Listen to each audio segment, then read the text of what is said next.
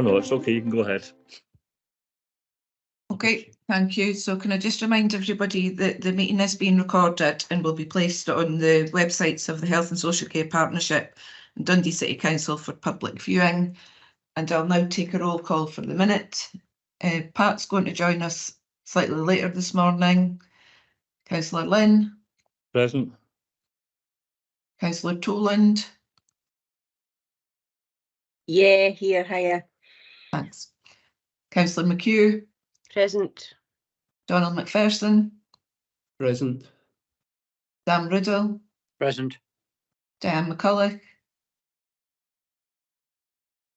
Apologies, Arlene. Yes, present. Vicky Irons. Yep, present, Arlene. Dave Berry. Present, Arlene. David Wilson. Present, Arlene. Thank you. Thanks. Susie Flower. Present, thank you. James Cotton. Good morning. Raymond Marshall.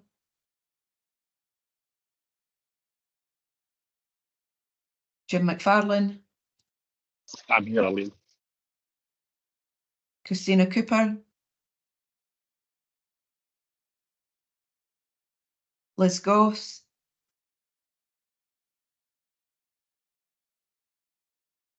Sorry, I'm here. Thanks, Liz. Martin Sloan. Present. Emma Fletcher. Present, thanks. David Shaw.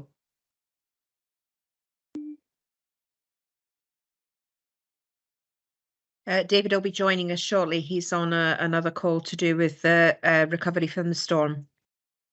Okay, thank you. And before we start the agenda properly, I believe Vicky's got something that she wants to say. That sounds a bit ominous, doesn't it, Arlene?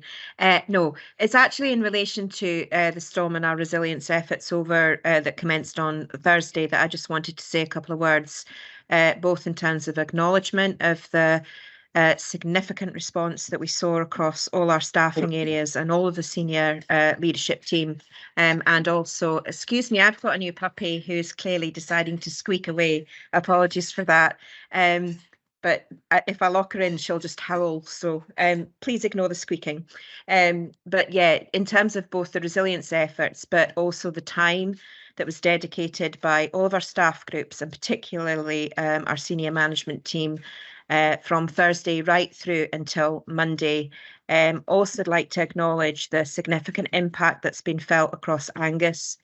We worked as part of the local resilience partnership with all partners across Tayside and tried where possible to give mutual aid because clearly there have been parts of Angus which have been devastated, and there's probably no other word for it, in terms of people's lives, people's homes, and also the infrastructure that covers Angus. Many of those people are our staff members as well, so we acknowledge that.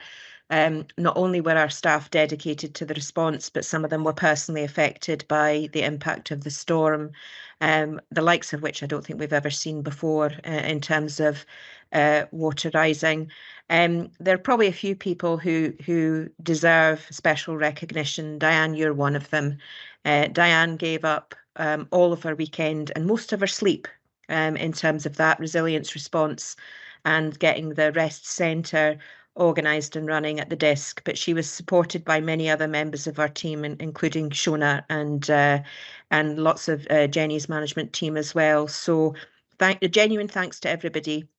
I know it's been a tiring weekend. I know personally myself, I'm pretty tired this morning for a Wednesday. It feels like the end of the week already.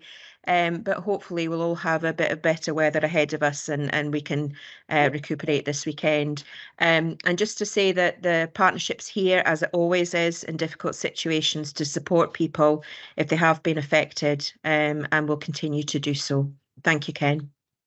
Yeah, thank you very much, Vicky. I'd like to echo what you've just said about everyone that put in the hour over the weekend during such terrible conditions. Well done. Thanks for your efforts. Just a very quick word from me about someone who'd be known to some of you through his campaign for the Community Wellbeing Centre, for example, and his raising of funds for it, substantial funds for it after its opening. And I'm talking, of course, about Phil Welsh, who very tragically died, I think, 2 weeks past Saturday there. Great guy, Phil.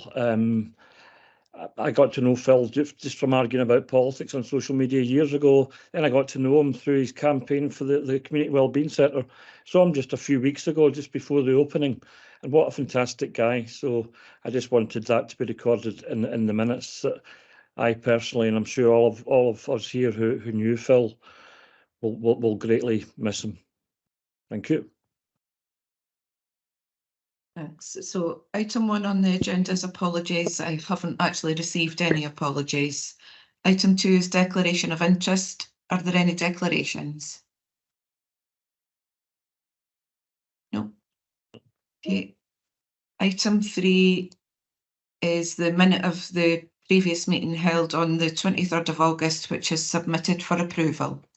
Yeah, so I'll just quickly run through this. The page 1, if anyone's spotted anything that shouldn't be there or has been omitted. Page 2. Page 3. Page 4. Onto the action tracker as well. Anything on there that anyone wants to? Sorry, solve? Chair. I wanted to raise a point on page 4 Yes. in relation to the Shakti Okay, yeah. minute. And I mean, as you know, it's a bit of a long running concern that I've raised from time to time, that the minutes don't fully capture not just the decisions that were made, but also key points that were raised during the discussion, and any particular issues or concerns that members of the board may have raised. And I think the Shakti minute that we have here just illustrates the point that I've been trying to make, because my recollection of the discussion is there was really quite a rich discussion around that item, and there were a number of concerns that were raised, not about the work that Shakti do, but about the process that was followed in the way that this proposal came to the IJB for approval. I think another member raised a concern about how it didn't seem to be part of a commissioning process. I specifically sought assurance from the chief legal officer that this wasn't ultra vires, and received that. And none of that is reflected in the minute that we have of the meeting, which is essentially just a copy out from the agenda. Now, as I've said before, this isn't a criticism of Arlene's minute taking. I think this is a reflection of the practice that Dundee Council adopts in preparing minutes. And I'm sorry, but I do not think that is a good practice in governance terms. So I think I'm picking on this as an example. Others may have similar issues around it, but I really just feel this is the time when we need to say, no, I don't believe we're following good practice in governance, and we should move to change. My suggestion would be certainly for this minute that we take it away and take it back and have another go at it. Yeah, I think I would agree with you, and I think it's really important that the discussion we had that day, given that, if questions are asked further down the line, I think it's really important that we have a full record of what was said and the questions that were asked, and how Roger Meny, for example, was asked if he considered it to be ultra vires. So I think I would agree that we should not agree this part of the minute today. It's just how to take this forward for the future. I'm wondering if we could arrange maybe a meeting between myself, Pat Kilpatrick, yourself, Donald, because you're also on the Performance and Audit Committee, Willie Waddle, or perhaps Arlene, just to discuss how we get around this for the future, because I do completely endorse what you're saying, and it's in the Dundee City Council style, which isn't always the most fulsome record of any of our council meetings or committees. I notice I'll take Dave first. That's the only hand now, but Dorothy's was up. Dave. Yeah, thanks, Chair. So yeah, obviously this one has been one that we've kind of tried to kind of address within certain parameters, and as you say, in terms of using the Dundee City Council style, I suggest we're probably a bit more of a hybrid style between that and the Dundee City Council style and a kind of full minute, because we do try, or sorry, not myself, Arlene and Co try and kind of capture some of the kind of further discussion or further decisions that have come, or further asks that have come from that. I think you're right. We do need to take this away, given members' concerns. I think I'd also want to involve in a discussion there the Chief Internal Auditor as well, seek their views in terms of, from a governance perspective too, and possibly I'll pick up with our external audit colleagues as well to see if that's something we want to kind of be involved in too. But obviously I can accept, and there are concerns from members around the minute.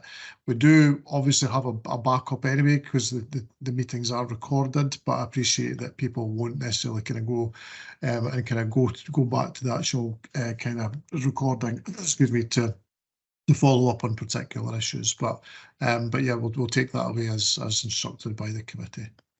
Martin Sloan. Thanks, Chair. Just to say that the issue that Donald raised is one that I have heard from my colleagues and other IJBs all across Scotland.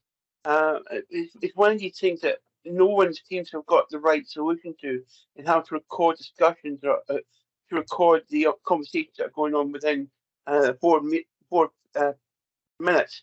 So this is not something that's unique to Dundee, and I must emphasise that I have spoken to my other colleagues about this in past with previous items that's been discussed, not just within here Dundee, but in other areas, and we all can't seem to find the right solution. So it'll be interesting to see what solution is generated in Dundee, and one that can maybe take to my colleagues in other parts of the country. Yep, good idea. Raymond? Marshall? Yeah, thanks, Ken. Apologies for being late. I'm travelling, so hope that you can hear us okay. Yep. So yeah, just to really support what Donald's saying around the minute. I was quite vocal with it, particularly with one that recorded the advice that was given in relation to the minute. Thanks. Yep, point taken, and I don't know whose phone that is. So I think what we need to do then is bring this part of the minute, part 10 of the minute. I think that has to be rewritten to include all the points that have been made about the questions that were asked, and the assurances that were sought from legal, and the assurances that were given, and we can bring this back to our next meeting for approval. How do you think that sounds, Donald? Yeah, I'm happy with that, and I'm happy to take part in any discussions about what governance practice would be. So yeah, thank you, Ken. Yeah, we'll obviously get that organised off table in the near future. Okay, right. Thanks for that. So I've moved on to the action points. Anyone got any? There's only like two pages now, and Raymond's handed up. I think maybe that's that awful term of a legacy hand, but Diane's hand up, so that's definitely not a legacy hand. Diane. Yeah, thank you, Chair. I'm conscious that there have been a couple of outstanding actions in relation to some of our strategic plans in order to follow up. My commitment will be that by the beginning of next year, we should have some of those completed. So I hope to have some firm dates in place for those and be able to feed that into the next meeting in December if we aren't able to bring that forward. My apologies. It's just been a very difficult year in terms of a small number of staff trying to complete a large number of actions, including things like opening the Hope Centre, which, as we know, took quite a bit of work in terms of our staff. So now that we've got that up and running and settled, my ambition would be that we would get to a position where we'd be very clear about when we can start to bring some of those outstanding work back to the IJB. That's useful, thank you. No other hands. So can we move on, please? Although, Arlene, at this point, I think we need to deviate from the order, although I think David and Shona are here. Yeah, I think we probably just need to check with them whether or not we're still wanting to hold off for Gillian. Oh, of course, we're holding off for Gillian. Yeah. So, yeah. If we can just go ahead with, oops. Here she is now. Yes, yeah. Although, you know, I know that Emma's got to be away 11 as well. My head's spinning now with what to do. Emma's got to be away by 11. So stick with the agenda, Chair. I'm quite happy with that, and I can extend to 1/4 past. But okay, I must be gone by 20 past. Yeah. I think that would be all right then. So we'll just go with the agenda as is, please, Arlene. Okay, so that takes us on to item 4, Tayside Primary Care Strategy 2024 to 2029, and you're asked to agree the recommendations. So, yeah. Hi, who's going to speak to this then? One of our, those who have just joined us. Yeah, good morning, Chair. It's Gillian Galloway here, one of the heads Gillian. of service in Angus. How you doing? Yeah, good, thanks. Good. Thank you for inviting me along today just to give a bit of an overview of the progress to date in relation to the development of a Tayside primary care strategy. The strategy itself is a kind of collaborative effort between all 3 health and social care partnerships and NHS Tayside, and the purpose is to enhance primary care services across Tayside, ensuring that they're excellent, high quality, accessible and sustainable. In the report before you just outlines the development and the work that we've been doing to date to progress that. Angus, as an IJB, is the lead partner for the primary care services across Tayside, and we obviously collaborate across all 3 health and social care partnerships and NHS Tayside to use the information to inform what it is that we want to include in the development of our strategic commissioning plan. One of the things that we are aiming to do is how it aligns with the national health and wellbeing outcomes, and we recognise that primary care is essential for local communities and plays a really crucial role in health and care systems. But I have to acknowledge, obviously, the challenges that everybody will be aware of in relation to workforce and the growing demand that's out there.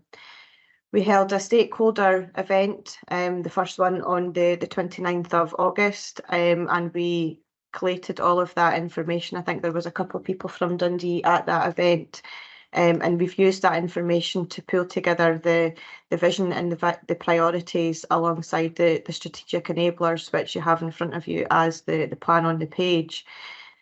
The primary care strategy for Tayside would aim to promote proactive community-based health and wellbeing, person-centred care and efficient resource utilisation.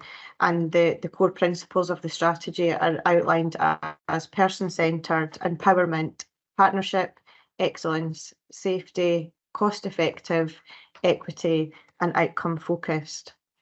One of the things, just to update you on, we also had a really productive meeting actually with the NHS Tayside public partners as part of our engagement process, and got some really positive feedback from them based on the plan on the page and the detail in that. And based on their feedback, we have actually modified the layout of it and the look of it, and we will share that at a later date. So happy to take any questions, Chair. I think Dr. David Shaw and Shona are on. I don't know if they want to add anything to that at the moment in terms of what I've said, but we look forward to working across Tayside, and we look forward to bringing back a developed strategy in February next year.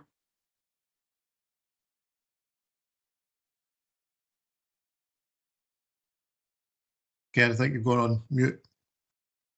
I have indeed gone on mute. That's what I said was thanks very much for that presentation, Gillian. And can I first of all bring in Shona, followed by David Shaw, please? Thank you, and thanks to Jill for making the time to come this morning. It was just to add that alongside the Tayside work, we've also been doing some local work for Dundee, because it's about how do we localise this for Dundee. And I think particularly given Emma's report with the Director of Public Health report and the sort of the conversation we were having just before the meeting started around the challenges in Dundee, primary care plays such a crucial role for that. So the document that we've been developing and we've started to do some consultation on is focused particularly on general practice, not the totality of primary care. And we're hoping to bring that to the December meeting and to have we're planning, if we can, to have an action plan linked to that for February when the fuller Tayside primary care strategy. So obviously these documents dovetail together and we're just working across Tayside in particular to feed information in both directions, because it's not an up or down, it's a sort of side by side, as Jill's alluded to. Thank you. Thank you. David, please. Just to build on Shauna's comments there, although primary care is a service hosted in Angus, the partnership is responsible for huge elements of primary care and has an extremely intimate relationship with independent contractors and other primary care providers. And that means that we do need to have a strategy for Dundee that works. And we also need to make the best out of the opportunities to align our strategies with those of other partnerships to get core principles that Tayside can sign up to. So I think that there's been significant work done to make sure that we get those positive alignments with other partnerships while recognising that the needs, for example, rural Perthshire may be different from those of inner city Lochee. As I said, we have a keen interest as a partnership to ensure that we have something for Dundee that is for Dundee, but which also sits within that environment. Yeah, thanks for that, David. Absolutely agree. It has to be tailored to Dundee, especially with the particular needs that we have here. Dorothy, can I bring you in, please? Dorothy McHugh, Councillor McHugh, sorry. Yes, thank you, Councillor Lynn. I've got a couple of, well, a comment and a question. Item 4.2.1 in the report, the current position, it gives the numbers in general practice and others currently. I'd be interested to have information on how this has changed over time, but I don't mean to discuss it at this meeting. I'll email and ask for additional information on that. I had a good look at the integrated impact assessment, and it's very comprehensive and very good. But I did find that where negative impacts have been noted or ticked, or in this case crossed, I didn't see any evidence of negative impacts actually recorded, and therefore no information on mitigation of negative impacts. So, for example, on page 21, and in item 8, protected characteristics, and you won't be surprised to see I'm highlighting age, positive and negative impacts are marked. But I don't see anything in the narrative to explain what these negative impacts might be, and therefore no information on mitigations. So I think it's a lot of work's gone into this. It's a very good impact assessment. But I'm just not clear throughout where negative impacts, what the negative impacts are. I'm happy to take this offline as well, and have a discussion with whoever is appropriate. Yeah, I would be happy to take that conversation, Dorothy. Just Julie, okay. Yeah, we obviously have a lot of work to do in terms of the detail of the strategy.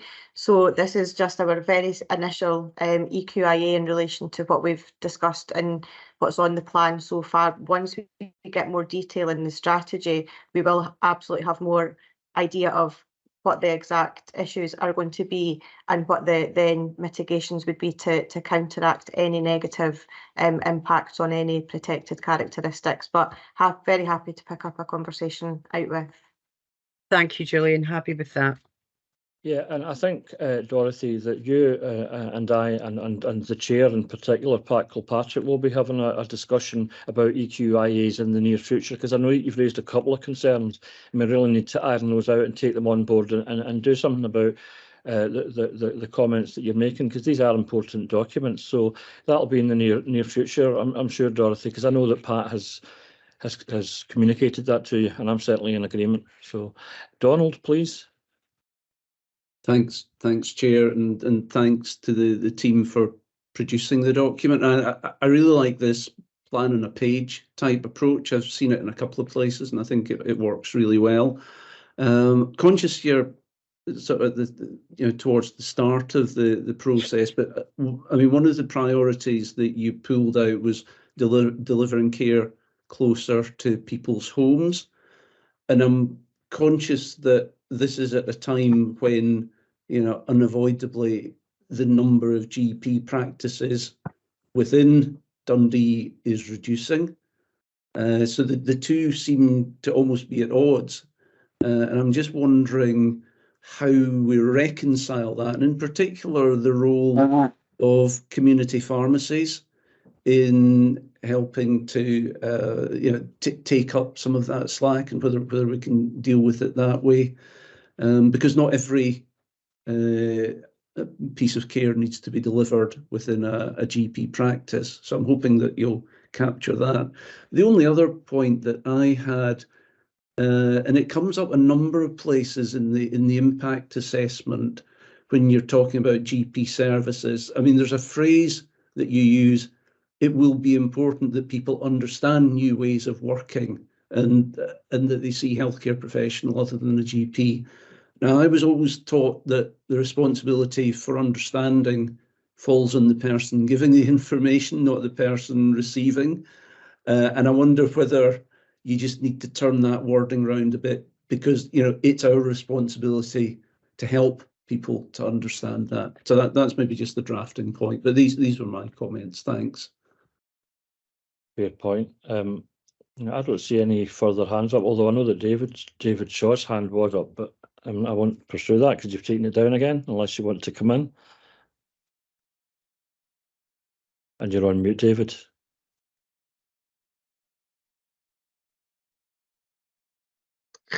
There we go. Managed to resolve my muting issue. It was just to say that I do have a document that describes contractual changes over time within Tayside. So absolutely, if you're wanting that information, if I find a way of being clever enough to put it into the chat, then it might pop up in a little bit.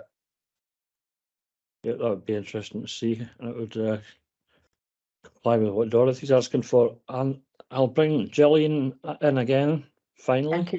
Thank you, Chair, just on the point in relation to the care closer to home and how we would support that. I think it's really important that we support the development of multidisciplinary teams to be able to support that, based on the fact that we know that the numbers of GPs are reducing. But alongside that, it's how do we continue to recruit and retain GPs within Tayside, but also how do we use the wider multidisciplinary team.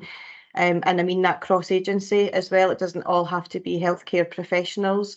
It's about the right person providing the right care for that individual as close to home as possible is what we're aspiring to. And I think the communication was something that came out really, really strong when we met with the public partners. And I think it's how we do that collectively to make sure that we can ensure that people do understand, because when people speak about primary care, automatically people assume that that's a GP. So you're absolutely right. It's how we get that communication out in a way that the wider public understand, but also addresses their expectations as well, in terms of how and what we can deliver. So hopefully that gives a level of assurance. But thank you for your feedback. Yeah, I had a discussion about that. Oh, wait a wee minute.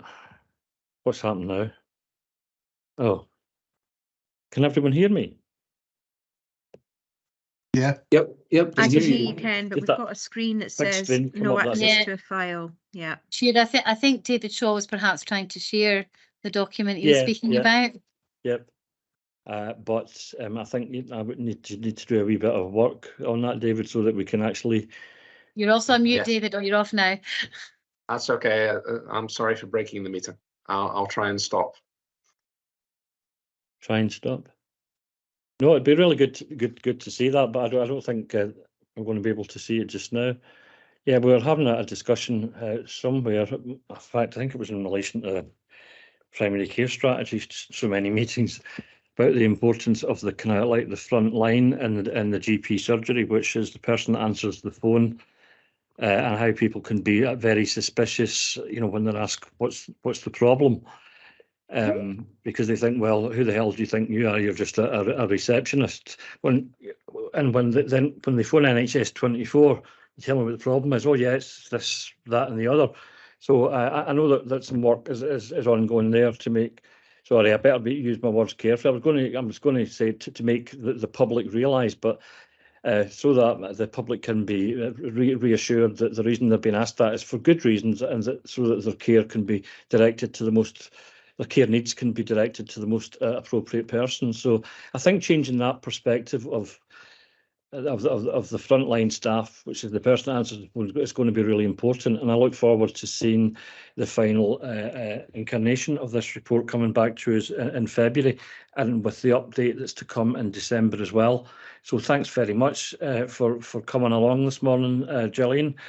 I think you can probably go, but I think David and Shona are staying for the next item, Park Avenue, is that right?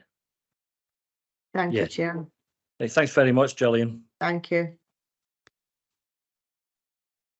Okay, so that takes us on to item 5, which is the agenda note for Park Avenue Medical Centre, and you're asked to note the position.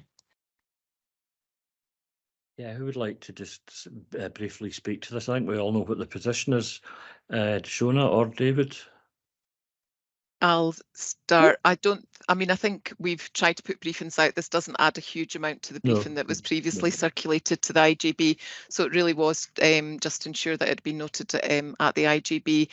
The only thing to add to what's written in the paper is that the tender did close on the 16th of October, and we didn't know the outcome of that when I wrote the paper or gave the wording, and that tender hasn't been successful. There were no tenders submitted. So we will not have that as an option to consider going forward. So it's about looking in more detail now at all the other options that we have. All the other options are fairly limited at the other options that we have available to us, and we'll take that forward as we have done with previous practices. Closing. Thanks very much for that update, Shona, on the Park Avenue position. Does anyone have any questions? I think it's pretty straightforward, as Shona says. No, thanks for that. Can we move on, please? Oh no, Sam. Sam's hands up. Sam Riddle. Yeah, thanks to that, Chair. Yeah, Shona, you'll know full well that those options are, and the fear, as you'll know, is the domino effect by spreading that to other practices. It could potentially then cause more problems further down the line. And that's the difficult job you have to try and balance that out. And I don't envy that task, but it is very difficult, and it's appreciated that what you're trying to do. And I know a lot of thought will go into what happens next, and we look forward to hearing what other options there may be, and whether there's a different way of doing it. But I'll leave that with you.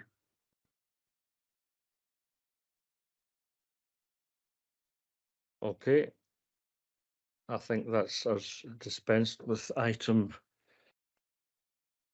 5 as well. Okay, so that takes us on to item 6, which is Director of Public Health Annual Report 2023, and it's for noting. However, I understand Emma's got a presentation. Yeah, morning, Emma. Again, if you'd like to just go ahead with that, it'd be great. Thanks. Lovely, and thank you very much for the opportunity to present to you today. This is very much a highlight and whiz through some of the key points that I want to bring to IJB's awareness. First of all, I just want to start by saying that this is designed as a reference document. It is not the Directorate of Public Health report. All of our reporting of the public health activity that we do goes up to NHS Tayside Standing Committee, the Public Health Committee, and if anyone wants to know about the work that we taking forward from a specialty of public health perspective, there's in-depth reporting online on the NHS Tayside websites. But this report is very much designed to give an overview of key epidemiology, so population health metrics and characteristics across Tayside, broken down by local authority and HSCP area where possible. And as I've said, I've included a link. It's publicly accessible on the NHS Tayside web pages. So to start with, just setting the scene in terms of population, the 2022 statistics from the census were released subsequent to the issuing of this report. It hasn't changed the population estimates markedly at all. There's been no substantial difference, and also we're anticipating more information coming through from that census over the next year that will incorporate into next year's report. So the population of Dundee is currently estimated to be 148,000, which is just under 36% of the whole Tayside area, Tayside standing at 413,000. As you will see, and throughout the report, Dundee is highlighted in red, and it really has been quite a static population over the past 20 years. These are what are termed population pyramids, and what that does is break down the population by age bands, and I think these give a very visual representation of our population size by age group. And I think this is really important because there are two key messages that come out through the report insofar as we do have an aging aging population, and also we are experiencing reduced life expectancy. Focusing on that first one, this aging population, what we see across Tayside is the greatest number of people in our population are aged 55 to 59 across Tayside, and this is particularly marked in Angus and Perth and Kinross. But you also see in Dundee that when you take out the big bulge at the bottom, which is largely impacted by students and people staying on for following further education and employment, our next biggest age band here in Dundee is the 55 to 59 and ageing and adjacent age cohorts. And this is really important for health and social care planning going forward. And that is as a result of increased birth rates in the 1960s. So just to recap and reiterate, we will see aging population as this population group ages over the next 10, 15, 20 years. That has implication for our planning, but we are also, as I'll go on to describe more, seeing decreasing life expectancy. So we are absolutely not living longer, but we have an aging population and a decreasing life expectancy. So just showing in terms of projected percentage change in population by Tayside. This is from 2018 to 2028. This captures this 70 to 74 age group kind of going through, but just to re-emphasize that this will continue to be the case for the next 10, 20 years. And it shows whilst there are significant increases in Angus and Perth and Kinross, Dundee will also see that ageing population also.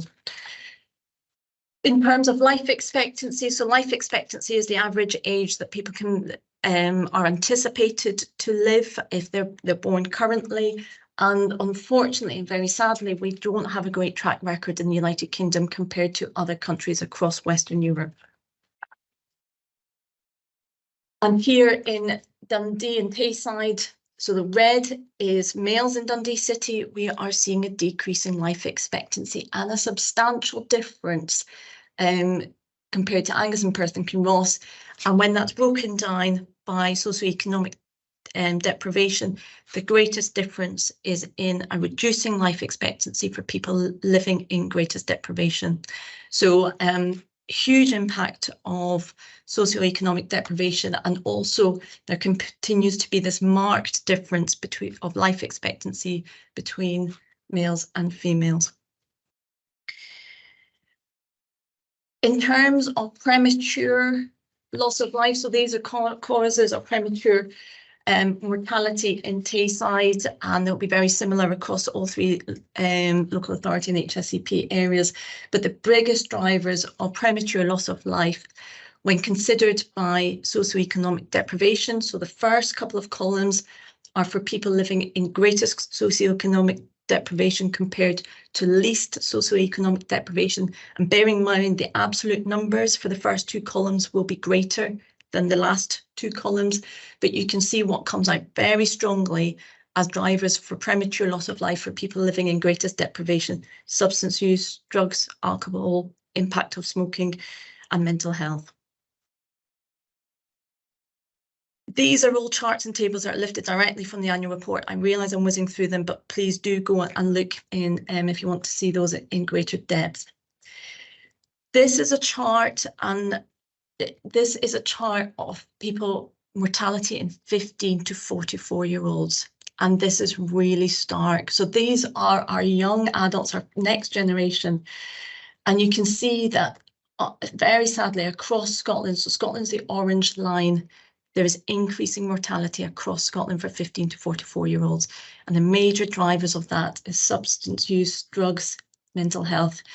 You can see in Dundee, very sadly, we are above the Scottish average, but we are seeing decreases in that mortality, which is much needed. So there's some kind of glimmer of hope in terms of the effort that is going in to really support people with substance use, mental health and concerns at this time.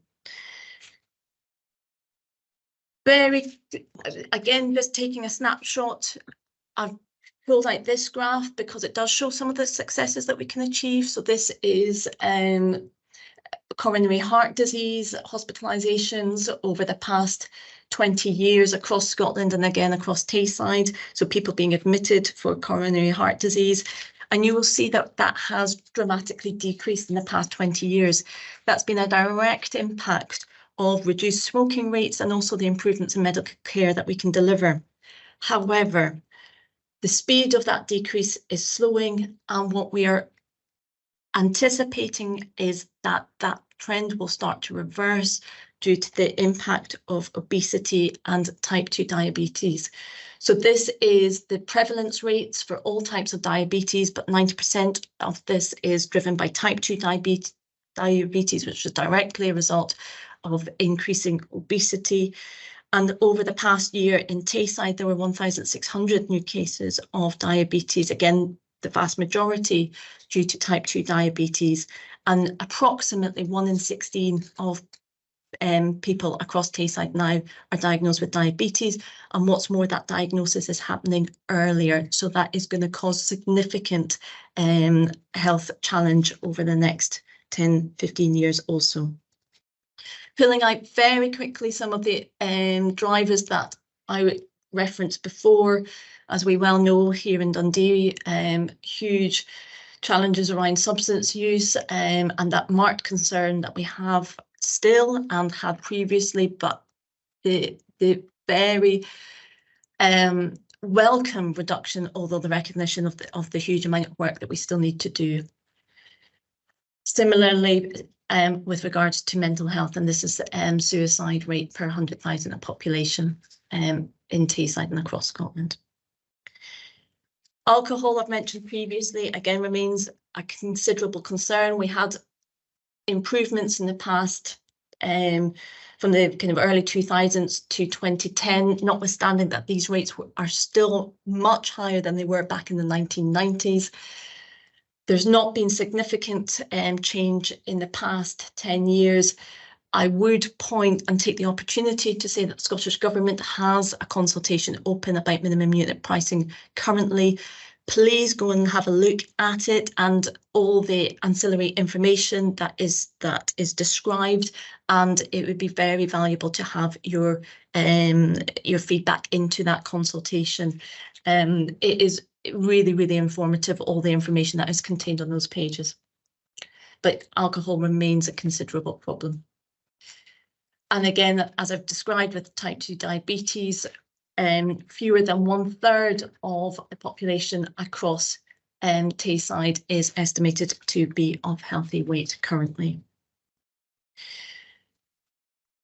I just want to, it's not all doom and gloom, and there are areas that we do see improvement, and I do just want to pull out this chart in terms of percentage of babies being exclusively breastfed at 6 to 8 weeks. You can see we have made considerable improvement in Dundee with regards to that and close the gap with the Scottish average, and that's through, again, concerted efforts, public health, midwifery, health and social care partnerships, third sector. It's really, really kind of welcome to see when that pulls together the impact and the effect that we can make. So to summarise, really important to note that life expectancy is stalling and decreasing. That is of huge concern, and particularly premature mortality. There is the massive impact of socioeconomic deprivation, and also that recognition around the ageing population and what does services look like going forward for the next 10, 20 years. There are some successes. I've put down the impact of smoking, breastfeeding. I would say with caution the work that everyone is doing around substance use and mental health in Dundee at the moment as well. But we have huge challenges. Obesity, substance use, must continue a focus on that, and must continue to focus on alcohol as well as the impact from drugs, mental health, vaping, climate change, very sadly as well. And I do want to, also to reflect in the successes, I would say that the ambition and the context for Dundee City, I mean, that comes through so strongly in terms of the innovation, the ambition and the sustainable future that Dundee has. And I think that's really, really important to recognise. Wider determinants are hugely important, but we can, as individuals, nudge our behaviour and our risk factors through our interactions with patients, public, colleagues, friends, and advocacy in policy with partners locally and nationally. And I would encourage everyone to feel empowered and recognise that the impact that we can make as individuals as well as part of the whole system. Promoting healthy environments, prevention, early intervention is realistically the only way in which we can ensure sustainable health and social care into the future and support the health of our populations. So I just want to end it there, but very happy to take any questions, and thank you for your time again. Thanks very much for the presentation, Emma, which was of course fascinating, but also very, very sobering, and no pun intended there, obviously. Can I bring in Liz Goss, please? Hi, I just want to say I found that a really interesting document, and I thought it was really informative, and it was well written. It was quite easy to understand. I think the graphics were particularly helpful. It also contained lots of scary information and challenges that will have to be met at some point. And I suppose some things just stood out for me, like that difference in age expectancy from Wales, from the most to least affluent areas, of 14.1 years. So it was just to say generally a good document, really good information, and I can absolutely see how vital that is in relation to the primary care strategy, for example, and how those two things have to work so very closely together. So thank you very much. Next up is James Cotton. Yeah, Emma, thanks. It's not the first time I've seen that data, and it's really, really important that we take a few points from that in my perspective and think about how we utilise our resource and how, as a board, we think about our immediate but mid and longer term strategies. There's a real challenge around workforce there. We've got an ageing population, people dying younger, and a decreasing birth rate. That's a real and present challenge, but we're with us for the next decade. So that's a workforce challenge. In terms of a health challenge, we continue to invest our resources around failure demand, and we will have to. We know we'll have to for the next 5-10 years. But I suppose the challenge is how do we use those resources that we have as a board to address some of those issues proactively, rapidly, and at pace, especially around obesity, around smoking, and around those diseases of deprivation. So I think, Emma, your data lays down a challenge rather than and an opportunity that we must consider, I guess, in all of the work that we look at. So just maybe an observation and a comment. Thanks, James. Siobhan, please. Thank you. Sorry, bear with me because I've got a kind of few points. I thought the report was brilliant, albeit very, very depressing. I'm actually very grateful though for your comment on page 75 about the wider socio-economic and cultural context impacts, and removing that sense of individual responsibility in terms of health, because I think that is a massively important point to make, especially in terms of food and other issues. I think that and I think we could probably do some PR work around it. I think we already are, but I think it's important to push the concept of collective responsibility for all our health and not individual responsibility. So I really appreciate the point that you made there. It's section 4 under modifiable risk factors. Bearing that in mind, I've got a couple of points from that, and one of the issues is really about food and food provision, and you have noted in the report quite a few issues of food provision in terms of food banks, food ladders and so forth as well. Part of my other role is the Fairness Commission, and part of that is food provision.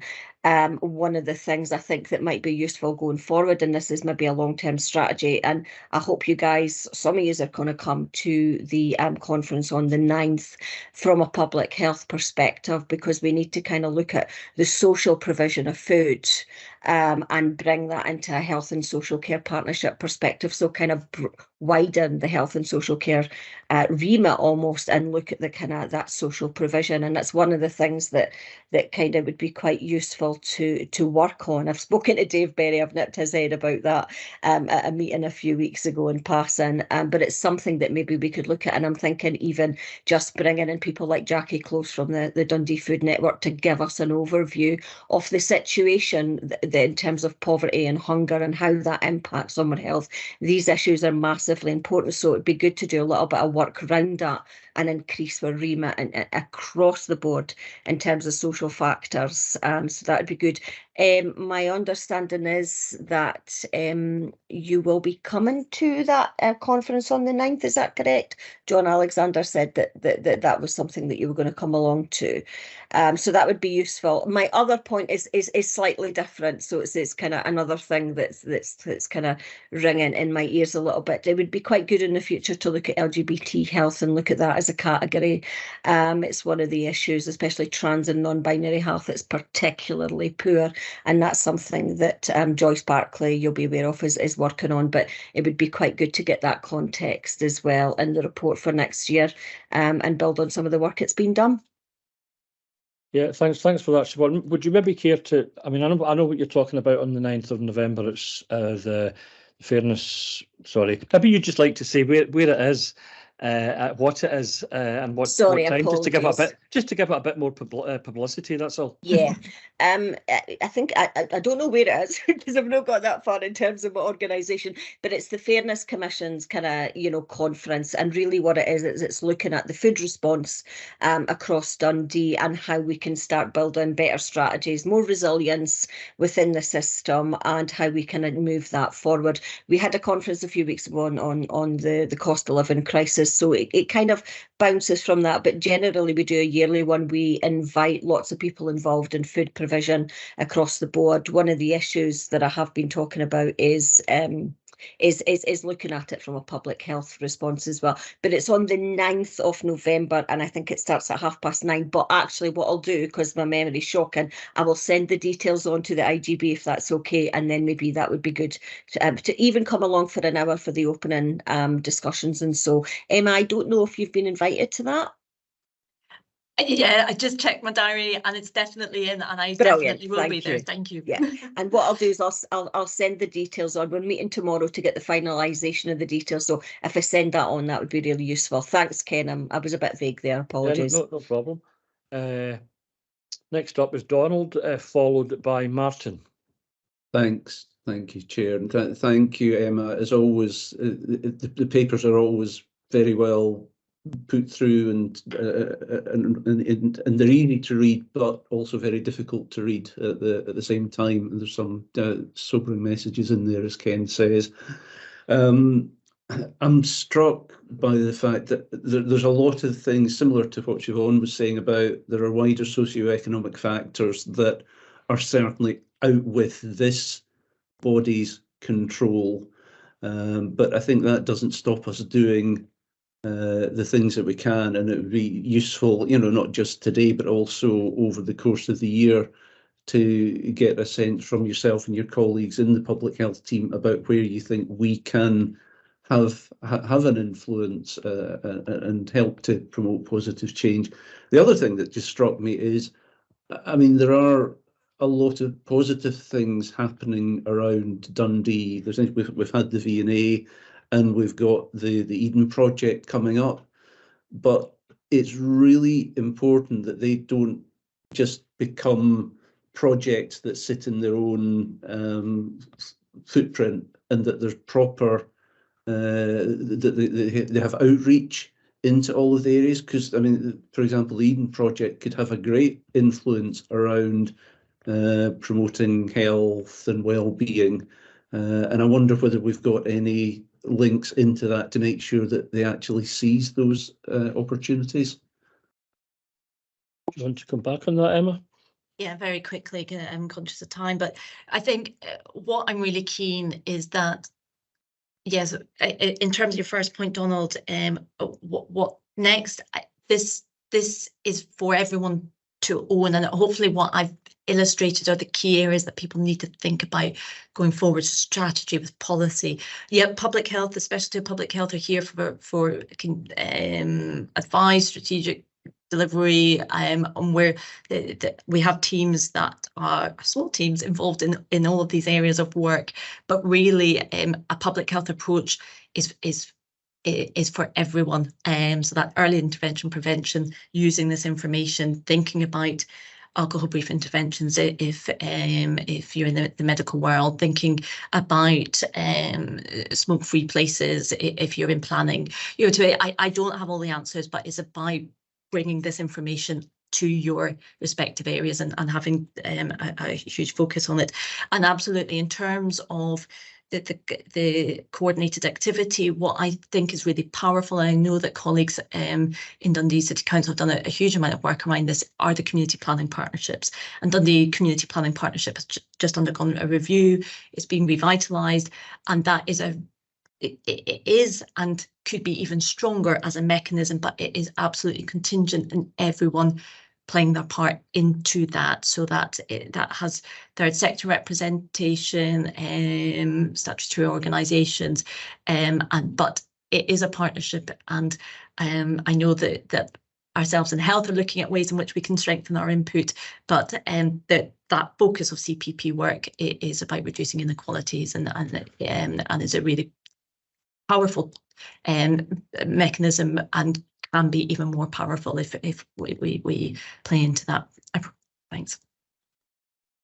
I'll take two more, and then I know you have to go, Emma. So Martin, followed by Jim, and then we'll move on. Thank you, Ken. Just to take Dr. Fletcher, a fantastic report as always. But people called it depressing, people called it sobering. I call it a realistic what's happening in Dundee and what's happening in terms of what's happening within the locality, within the city. One thing I noticed that was not mentioned in any sort of great detail was anything relating to unpaid carers and their health, and also to the impact unpaid carers have on other people's health. There's no mention of that in there. I know there's data out there, and I just wanted to know why that's not being looked at, or is that something you're looking at doing at another time? Yep, Emma. Yeah, really helpful point. Thank you. And this is an iterative document. I mean, it's built hugely on the document last year, and we're seeking to continue to develop it, and feedback like this is really, really important. We're also keen to work with local authority colleagues to think about what wider determinant indicators would be helpful to pull into the report for that wider context as well. So all of those things we'll look to build on. And Ken, after Jim, if I can have a final last word, that would be great. Thank you. Please. Yeah, sure. So yeah, Jim, you're next up. Yeah, thanks very much. I mean, look, I think it is, it's an excellent report in the sense of what it does. I wish I was surprised and shocked at some of the stats in it, but I'm not. Right, any of us who live and work in Dundee, we're not.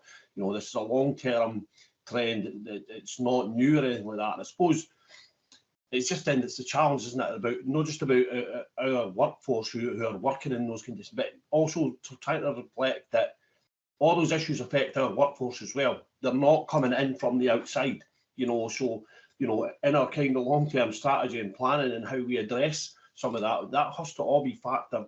And I'm not saying we're not doing that, but I just think it needs to be highlighted that sometimes it's always played up as well. Why is, you know, take council workers in Dundee got high levels of absence and stuff like that? Why? Well, you know, it's partly because of this sort of stuff going on as well, you know. And I know nobody's got a magic wand here to solve it, and until we kind of have a better economic and social system, you know, we're always just firefighting over that. But I think it needs to be kind of reflected. Yeah, Emma, if you would like to come in then with your final comments, please. Yeah, Dermot, absolutely. And I think it's really interesting to hear the feedback that is describing what we already know, absolutely. But I think until we've written it down and can say, look, this is it, and this is the magnitude, then actually it doesn't carry half the power that we want it to. So, and your point about workforce through council, through NHS, absolutely. And I think we're in the process of pulling together anchor strategy work. It might be helpful if we bring that to the IJB at a future meeting as well, to discuss, because these are our organisations are absolutely integral to the health and well-being of our community and vice versa. So a really, really important point.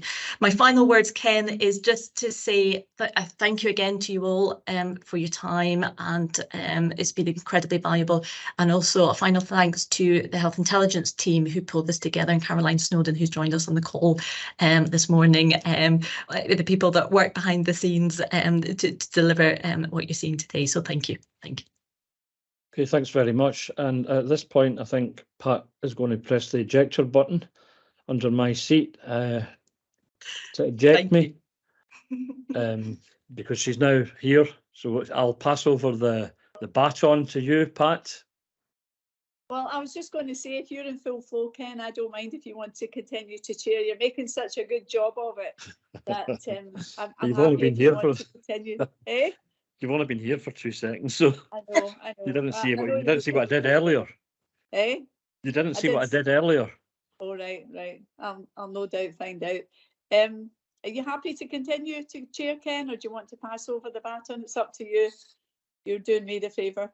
I don't really mind. Oh, I hate getting presented with options. Challenges. But I know that Emma's still here. Is there anything else? I thought you would have gone by now, to be honest, Emma, because I know you've got something kind of starting right now, but you're still here. If there's anything else that anyone wants to ask, or maybe Pat does, that you've just arrived. Yeah, I just wanted to say I thought the public health report made for really good reading, really interesting reading. Yep. Population health strategy that starts to turn the tide away from ill health and you know, the whole kind of and looking after people after they become unwell, and trying to turn that tide and saying, well, actually, if we could create healthier populations in our communities, then, you know, people would have better lives, longer lives, and also we could invest more money in prevention and supporting people in their communities, rather than, you know, having to do coronary heart bypasses and vascular surgery and all the things that really we don't want to have to do on our population. So I think it's a really major step forward for us, Emma, and I want to thank you and your team for all the hard work. And I know it reflects the government's policy in this area, and everybody I speak to at Scottish Government is very much about population health and how we promote it. So I think we're spot on with our strategy here, and I'm sure Vicky agrees with me. She's probably been through it with a fine-tooth comb. So I think it hits all the buttons. So thank you for that, Emma. Right. Yep. I like what that has already have. I think we could probably take a quick 10-minute break then, and we'll go and get a cup of coffee. Yeah, and then if we come back at 11:14, and you can take over at that point, Pat. You can be in the hot seat. Thank you so much, Ken. You're a star. Thank you. Okay, so 10 minutes then. Bye. Right. If everyone's got their cup of coffee, we'll progress with item 7, which is the draft minute of the Performance and Audit Committee, which Ken chairs. So is there anything you want to say here, Ken, about this minute, or any of the items that were raised, any of the issues that were raised in the minute? There's quite a lot of important stuff discussed. I I don't think we're in a position to approve this anyway. It had to be the next meeting of the Performance and Audit Committee. So this is just really there for information purposes. It hasn't been approved yet. As we saw earlier, like we haven't approved the minute of our own previous meeting. So I don't have much to say on that, but everything really is on the 2 pages of the assurance report about all the things that we discussed and who was there and performance matters. So yeah, it's there. Items shouldn't be.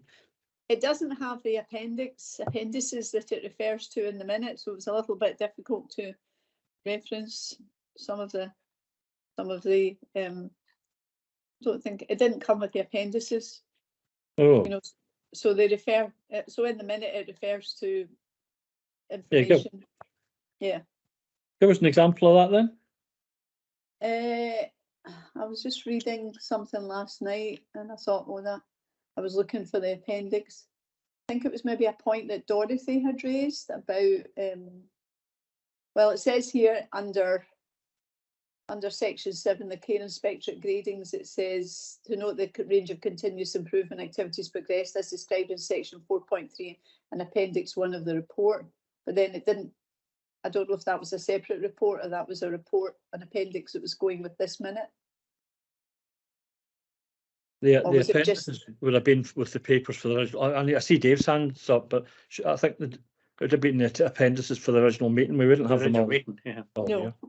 Yeah, Ken, so I was ready to come in and say that's what it would be. There wouldn't be any separate papers kind of associated with the minutes, so you'd have to refer to the actual agenda for the day for that.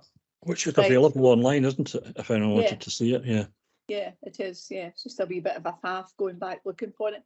I just had one question, Ken, on this minute and for the committee, but I don't know if it's relevant to specifically performance and audit. But I think Dorothy might have raised it already. I'm not sure. I can't remember that there was quite a lot in this. But it's, I mean, Vicky will know the answer to this, or Diane. The 900 hours of unmet social care need that appears in the delayed discharges report, that very nice report that there she is, Jenny shares with you. Is that reported somewhere that's the size of the gap in the services that we're still trying to provide? And the other question was a follow-up was there was a turnover of social care staff, because I was reading a report the other night about the turnover of healthcare staff, specifically doctors and nurses, but then I got into, what it's like when you read on the internet, you read one thing and it leads you into something else, and it leads you to something else, and then it took me into social care staff and the same, what the issues were and why people didn't stay in the job, and at different levels what the turnover was. And I was just interested to know if that was reported through PAC, or does that come or does it come in some other format? I don't know who's answering that. Vicky's got her hand up. Yeah, so I'll let Jenny come in if required with a bit more detail around the unallocated hours, but that certainly became part of a national set of data that we report back through to Scottish Government. If I was to be brutally honest, I'm not entirely sure what anybody does with it, but I think it gives you an indication of what the demand looks like from a community perspective, as opposed to just solely focusing on delayed discharges. What I might add is we had a really helpful presentation at our management team recently in terms of benchmarking material, which showed a really significant increase in activity, 80% plus across home care over the last few years. So I think there probably is a case for us to work with other partners and agree a data set which accurately shows demand presenting across the system, but also the activity that we are sustaining as a partnership, because that doesn't really show in much of the performance data that's requested from us just now. I think the issue for us as a management team is, other than the information which is formally requested of us, we need to see other information which helps us plan and understand what activity looks like. But I'm sure Jenny will come in, and I don't know if others can come in terms of workforce sustainability. Jenny also might be best placed to answer that. Thanks, Vicky. Jenny, over to you. You're the expert here. Yeah, so anything, but there is work going on nationally to look at that, obviously in relation to National Care Service and some of the things that have been picked up there around career pathways and things. Locally, we've obviously done the work around fair work and things to try and improve the retention, in particular about recruitment and retention, and quite a detailed action plan in place locally in terms of that, around a number of things around how we support the sector and things. We are trying to improve the data set in terms of met need, but it's quite a complicated thing to do. So you'll have noticed on the report that you've seen, Pat, is the data that we use week to week to help understand our capacity inflow. And we're trying to enhance that to have a bit about the external providers as well as the internal social care providers. It's something that for whatever reason doesn't pull easily off systems at the moment. So is that 900 hours, does that include, so that's 900 hours that we need that could be provided by either internal or external providers, roughly, approximately? It's probably not as straightforward as that. It's 900 hours that have been requested. So part of what we need to do as part of our action plan is make sure that social care is the right response for that. Right. And it's not a failure demand that actually would be better met by things like, re-enablement and things like that. So part of what we're doing in the strategy is to get the assessment processes tightened up to make sure that actually is needed. Part of it's trying to identify people at an early stage that would actually benefit from rehab and provide that through the independent living review team. Right. So what we're doing is trying to connect our systems up better to make sure we're getting the right person in at the right time, rather than seeing care going in when actually a different, another example would be, should you be putting in a bit of equipment or an adaptation rather than care? Right, okay. So I would describe it as care that's been requested. Rather than... And actually what we want to do and what we know the population want us to do is, as far as possible, get people maximising their own potential before we put care in. But if care is needed, get it in as quickly as possible to prevent that further deterioration at that level. Yeah. That's great. Thank you for explaining all that to me. Yeah, that's great. I understand that better now. Okay. Apart from that, are there any other comments on the minute or anything that anybody wants to add? A number of you are on this committee. Donald's on it, Dorothy's on it. I don't know if you guys have anything you want to add. If not, I think it's just for information today. Because as Ken says, it's not formally signed off. So no other points to raise. Okay, so thank you for that. Moving on to item 8, which are the changes to the Health and Social Care Partnership Adaptations Policy. Is that Jenny? No, I have Angie here today, Chair. So right, thank you. Okay. Thank you, Chair. So the review of the adaptations eligibility criteria and our subsequent policy was June 2020. Initially, it was delayed due to the pandemic. Agreement regarding changes, though, has been challenging due to a combination of conflicting legislation and guidance, the cultural differences across multiple housing associations, Dundee City Council Housing Department and the Partnership's Community Independent Living Service. We also struggle to gain meaningful data regarding unmet need, as currently this is not recorded on our systems. It was therefore agreed to present the current updated policy as a phase 1 document to gain approval for the key areas agreed to date, with the phase 2 review initiated swiftly to further review the cost implications. We need to look at the pooled budgets, the spend to save increases in access to adaptations, as Jenny mentioned earlier, to ensure the best use of resources across the community services and that we're not making decisions within siloed budgets. Okay. An example of this for the stage 2 would be the level access showers in upper floor properties in the context of a housing crisis and adaptations budgets being fully spent by September this year already. This process will take around a further year to scope out and cost. We felt it was important that we didn't want to delay some of the already agreed elements while we waited on that further review. So we are aware that we need a public-facing document with more appropriate terminology, and this will be addressed in the phase 2 review. We have made progress in terms of the understanding of the legislation and guidance, we have started to make shifts in terms of the cultural differences and the language that we are sharing in this process. So the current version allows us to proceed with extending the access to adaptations, such as level access showers for ground floor properties where currently they do not meet our criteria. And again, an example is where a ground floor property is not rampable. We currently would not put a level access shower in. It also adds in the installation of widened steps to support people with walk-in frames, because that's currently not included in our policy either. It will also allow us to proceed with changes to the ramps and stair lifts, which is the key part of these changes. Currently, these are installed as an adaptation, which requires 3 quotes, significantly delaying installation. And once it's issued, it becomes the person's property.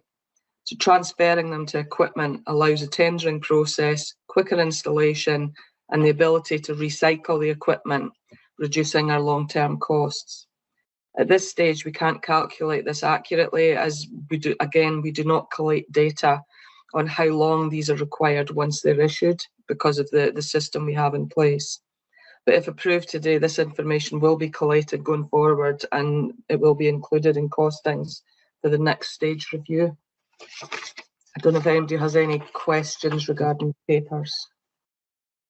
Okay, thank you very much, Angie. That was good. That was very clear. It's obviously a more complex area than maybe people previously have thought. So I've got 1 or 2 people with questions. I'm going to start with Dorothy, and then Liz, and then Donald. So over to you, Dorothy. And then Martin. Sorry. You're on mute, Dorothy.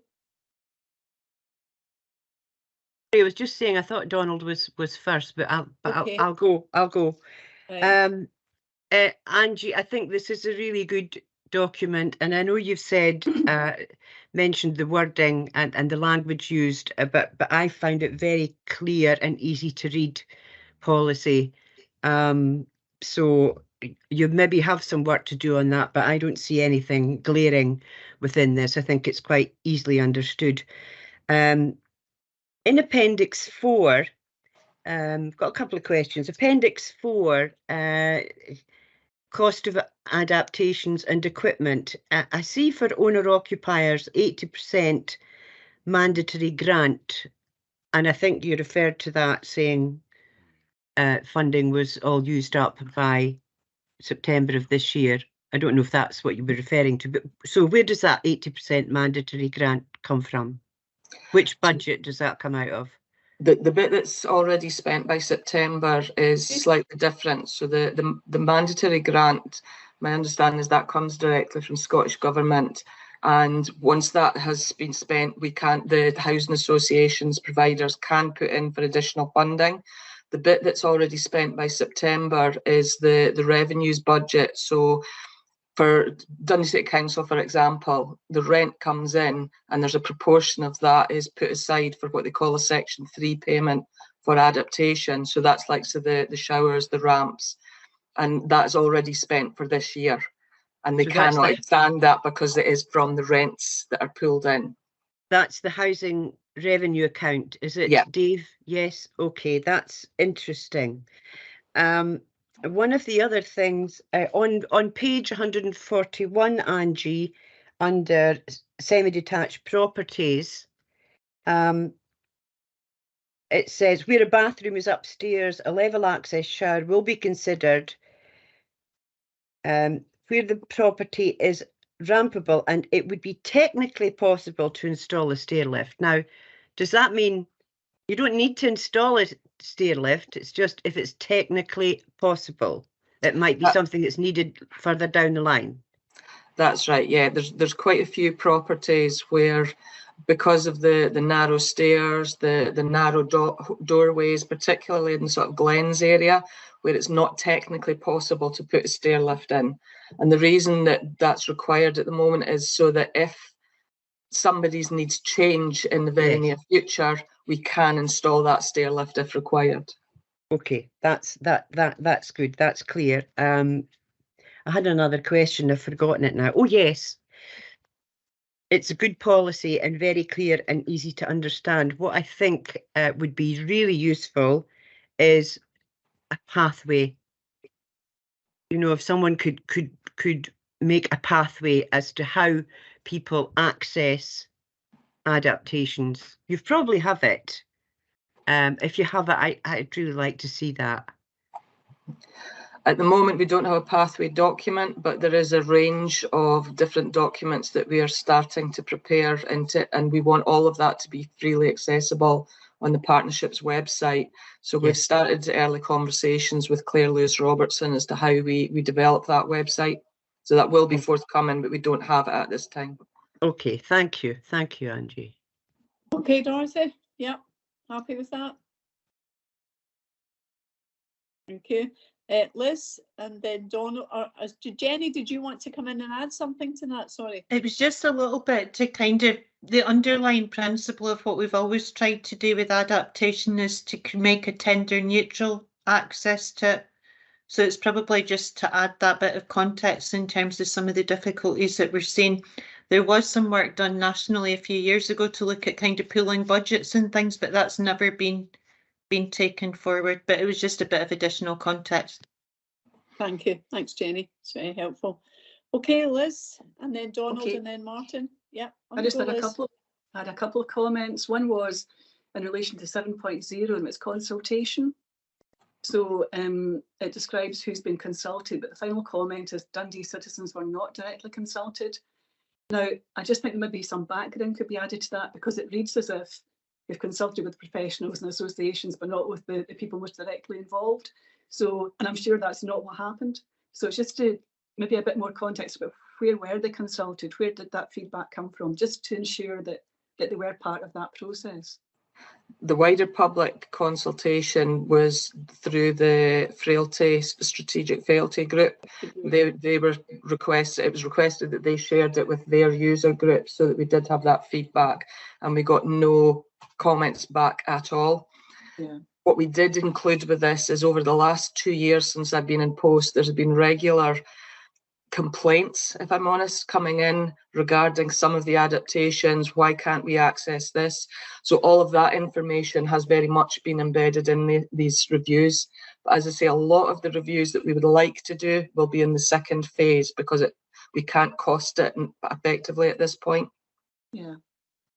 I think maybe just a bit more context would be really helpful, because as somebody coming to it cold, I read it as consulted with these people, but not with the Dundee population. And I didn't think that would be the what actually happened in practice. So just a wee bit more context, I think, would be helpful. And the other area was in relation to the policy itself, and it was about provision of toilets for people who have Crohn's disease and colitis, for example. And I've got to declare an interest here that I do actually have Crohn's disease. My husband's also got colitis. And I just felt that statement could perhaps be softened a wee bit. I absolutely understand why there would be no provision of an extra toilet for people with these conditions, because the conditions fluctuate. So you can be well for many years and then have a flare. And it's when people are in flares that they need extra toilets, because they can be in the toilet 20, 30 times a day. It can be very distressing.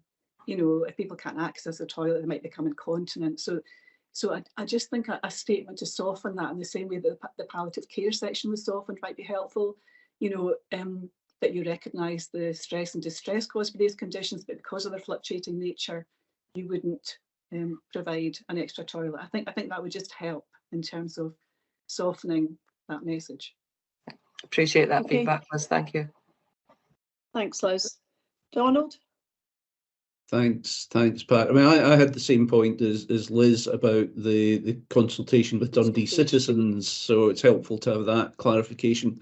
My other question was, again, it was in Appendix 4, where it talks about the cost of adaptations and equipment, and we've got the 4 categories: council, tenant, owner, occupier, housing association, private rent, and there are different approaches for each, and I wasn't clear why we would differentiate between council and housing association tenants on the one hand and private tenants on the other, because surely they're all in the same situation.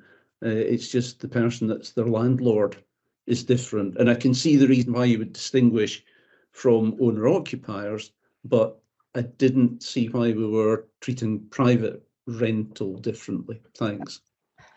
I think for clarification, it's not that we're treating people differently. The policy does apply equally. The difficulty is that each of those organisations or landlords have very different ways of working. They have different ways of funding. So the policy applies equally, but how each of those individual organisations actually put in the adaptations can be different. So a private landlord has to fund that themselves because they're technically an owner-occupier of that building. They're not a larger housing association. The housing associations themselves have the same budget, the same Section 3 payments, but they can, under the legislation, have more control over what they will or won't do. So we have one housing association, for example, that flat refuses to even consider an upper floor level access shower because of the risks of flooding. So we do have to take into account all of that, but the actual application of the policy and the recommendations is equally applied. Jenny, I don't know if you want to come in with Yeah, that. no, I think what you've said is absolutely right, Angie. The bit of it that sits with the Health and Social Care Partnership is the occupational therapy recommendation. The responsibility for what people do with the property sits, if you like, with the owner of the property, whether that's a private landlord, the council, or, you know, the person themselves. Through various different bits of legislation, there's been different processes put in place to fund some of that by either the government, or there's obviously the internal ones for the council, because that responsibility sits with them. In relation to owner-occupiers, that's a grant process. In relation to social rented housing, that's a Stage 3 adaptations grant that's given via the Scottish Government. So it isn't that we're differentiating, but that inequity, if you like, is built into the system.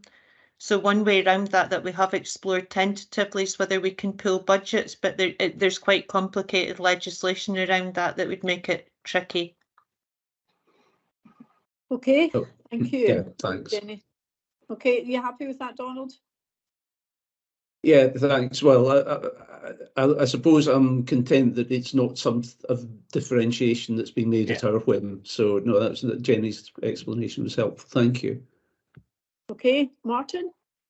Thanks, Chair. I'm just digging in a bit more on the consultation that Liz and Donald touched on.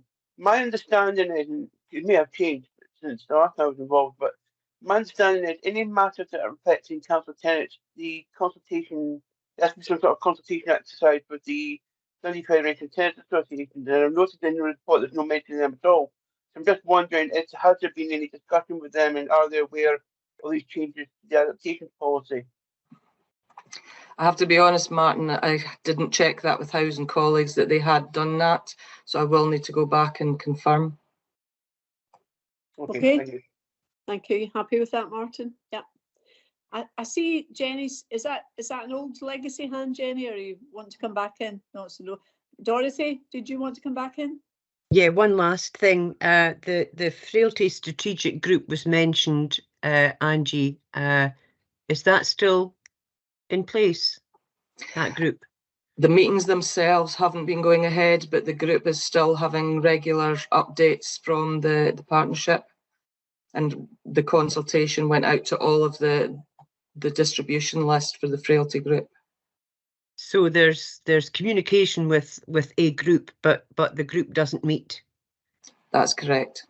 Is there any kind of group that meets to discuss issues like this, service users particularly? Not at this time, and we are looking to have conversations with DVBA to restart that process. And I'd clarify that, not in relation to frailty specifically, Dorothy, but things are done through the Strategic Planning Advisory Group, and a number of the strategic planning groups are meeting. So the Alcohol and Drug Partnership, the Carers Partnership, Mental Health and Wellbeing and Learning Disability and Autism ones. The one that we haven't been able to mobilise specifically is in relation to frailty, but as Angie said, there's a roadmap to getting that one up and running again as well. I look forward to that, Jenny. Thank you. Thanks. Thank you, Dorothy. So I think we have to give approval to this, don't we? Is this one that we have to what we asked to do here, Arlene? What we asked to do? We asked to give agreement on this policy. It's a phase 1 policy, and there'll be a phase 2 coming back to this committee. Is that right?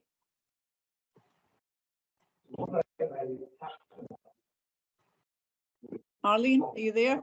Yep, sorry, yep.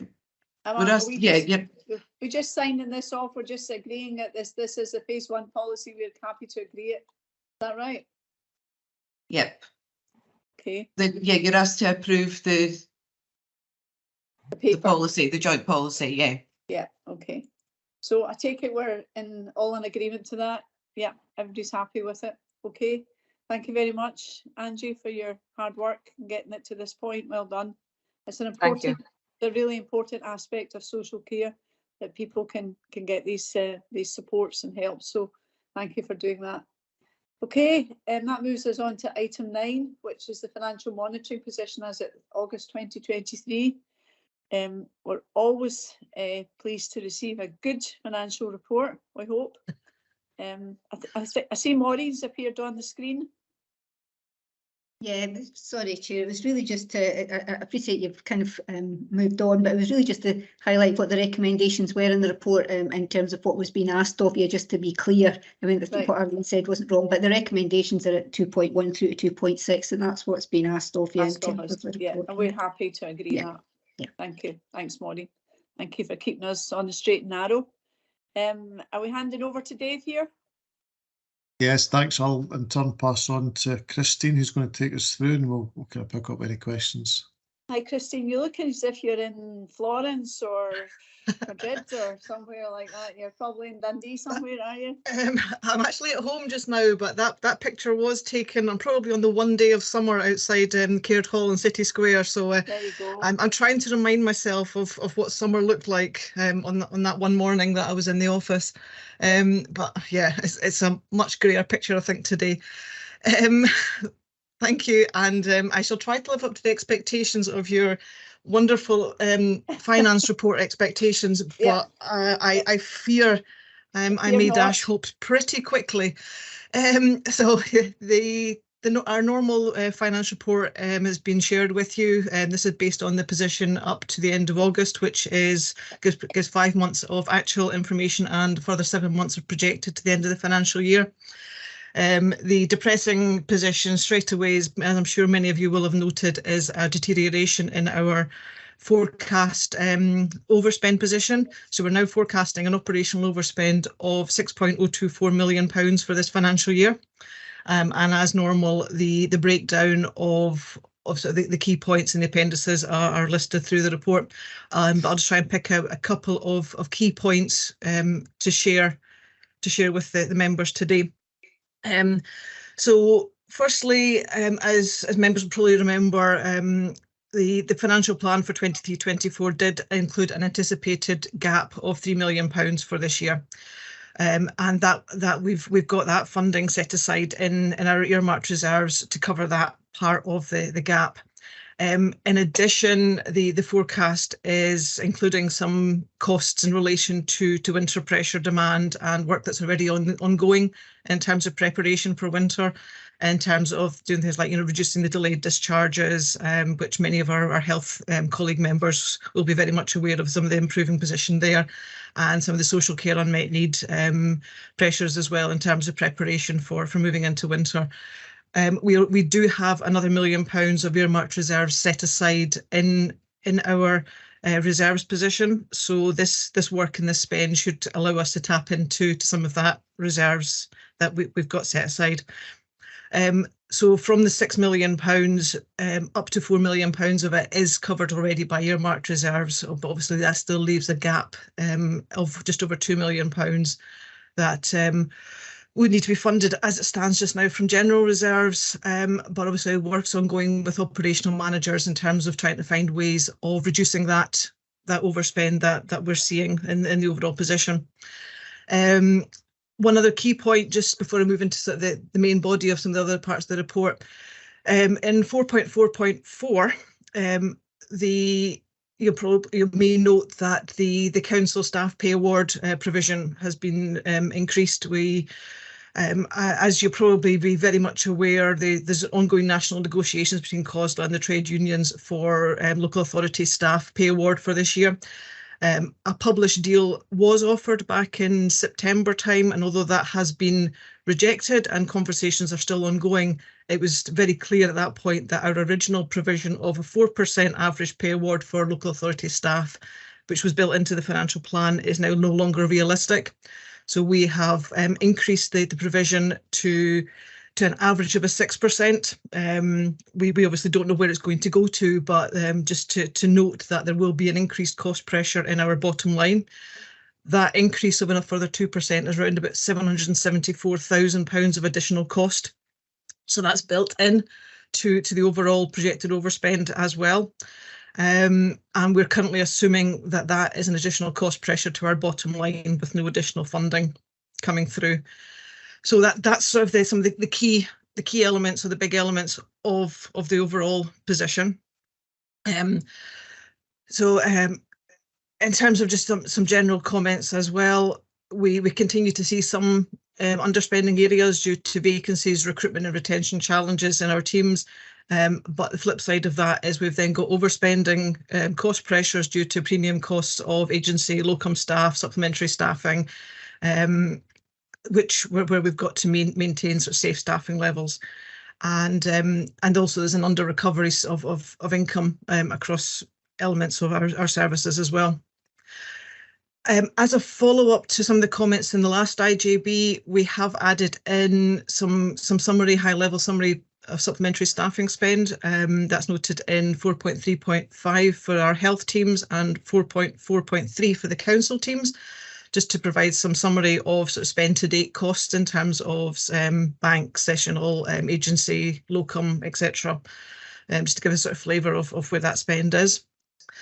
In 4.3.6, there's a section about our GP prescribing, and highlighting that we are still looking at just under £1.5 million of net overspend on that area, which is actually in line with our financial plan. And you'll be probably aware that a lot of that projected overspend is as a result of anticipated volume and pricing growth, including inflationary pressures and short supply issues. But I do need to highlight that there is an underlying risk with these figures at the moment, following the implementation of a new national pharmacy payment system, which has delayed data becoming available. So we're actually really quite significantly far behind in terms of knowing what the actual data is, and this is a national position across the whole country, so it's not just us that's impacted.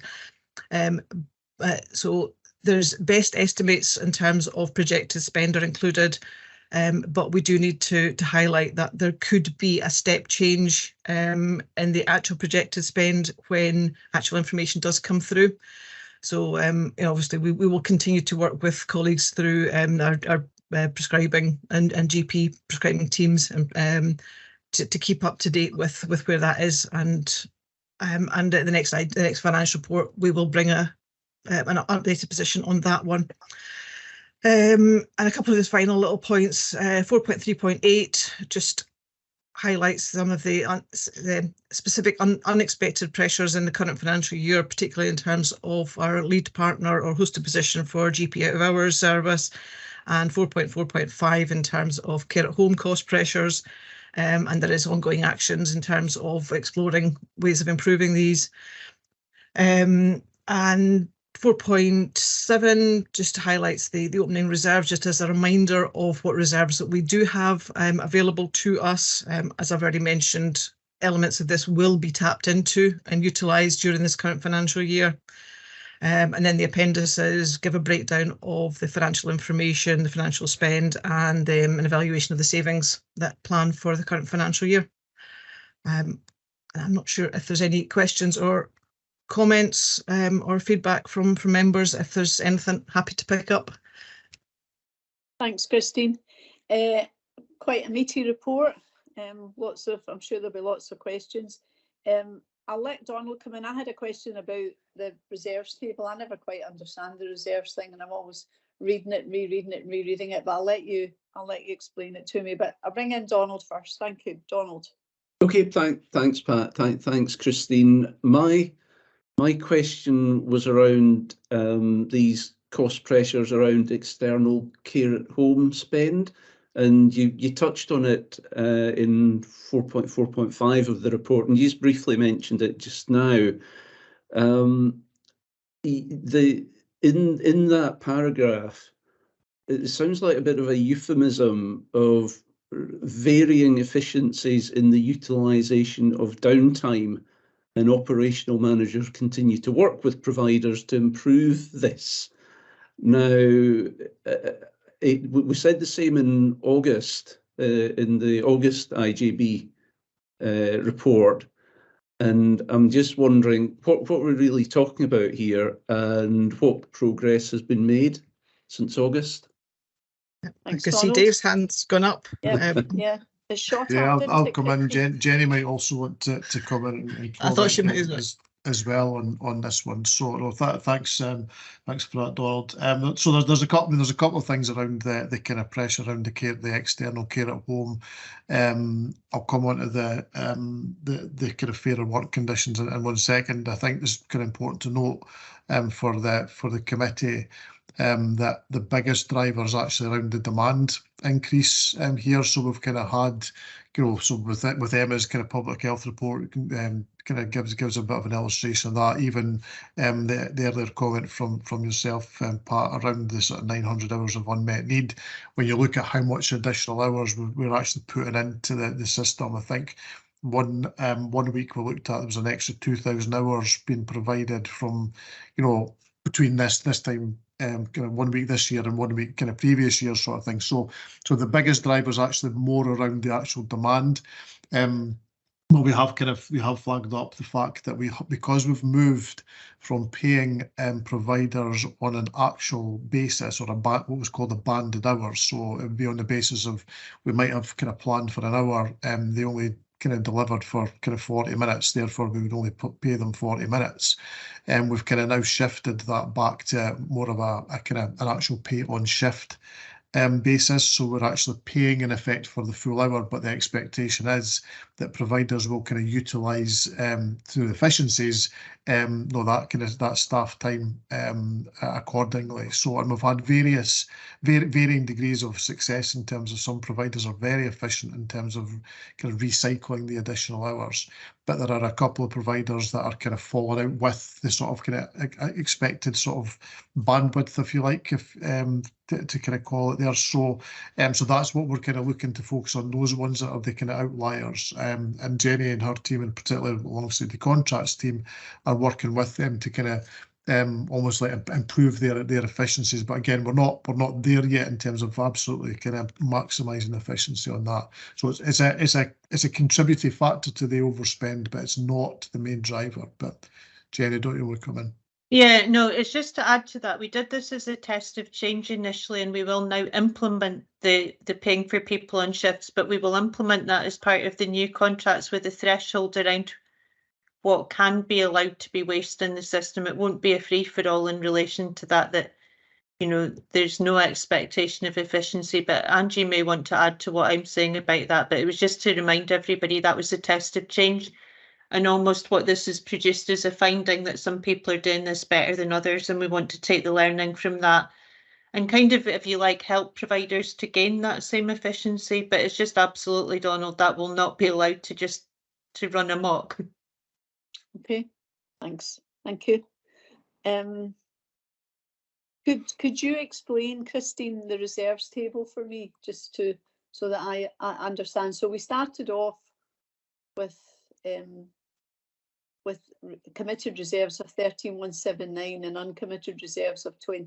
Just explain that to me. Committed reserves are things that we were using to offset our additional costs and services we're already providing. Is that right? So the committed reserves probably come from a couple of different directions. One will be specific Scottish Government allocations where we've had an underspend. We've received the funding and we've got a very clear direction from Scottish Government that we can only utilise that funding for a particular purpose. So we have to take that underspend and set that to one side and only use that for future. So things like Primary Care Improvement Fund, ADP funding, etc. So we've got that part of it. And then other parts of it, for example, the £3 million revenue budget support was a decision that was ratified and agreed by the IJB during last year, where we've recognised that cost pressure that in this year's financial plan and specifically set aside that funding from our overall pot. So these the committed reserves are for particular purposes that have either been identified by Scottish Government from the source of funding or set aside through from the IJB decisions. The general reserves of the 10.789 is our general pot or uncommitted pot for other purposes, and then further decisions can be made through the IJB in terms of perhaps for specific investment for certain parts of that, or we have to tap into this in terms of our bottom line shortfall. And I can see Dave's got a hand up, so I'm quite sure he will very quickly add to this and probably put it in a much more eloquently phrased way as well. Thanks, Christine. Thanks for that, Chris. No, it's really just to add in terms of the general reserve side of things. So there's a couple of important issues for us to consider as a board. Not today, because we'll put something kind of a plan to put something back to the board after some of our budget development sessions. So there will be so in terms of the budget development for next financial year, we'll get a date out for a session in December and then ones for January to March. So we'll kind of cover a bit more of the reserves position at that point as well. But a couple of things to note. So if we're not able to kind of bring down the spend this year from that to the £2 million gap that Christine was talking about, that's not funded by reserves. So the 6 million overspend we've got, less the 4 million that we've already earmarked in terms of reserves already. So that 2 million, that would then come off of that general reserve of 10.789, so that would kind of bring us down to just under kind of the 8.789 million on that side of things. Our ideal position from an IJB would be to kind of use the kind of reserves that we've got to invest in transformation and change. So again, going back to some of the comments around the Emma's paper, and I think James Cotton was talking about that, the kind of shifts required, for instance. Ideally, that's what we would want to kind of use that, and that's what I want us to kind of try and focus on as an IJB.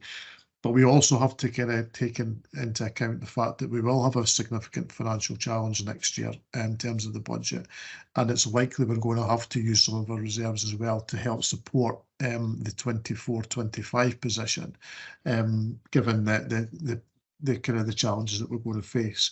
And we also need to kind of make sure that we're kind of prudent in terms of an organisation to make sure we've got some level of reserves kind of held over for kind of future years, for anything that kind of hits us unexpectedly as well. So again, following sort of best practice and governance around that is to at least have some level of reserves.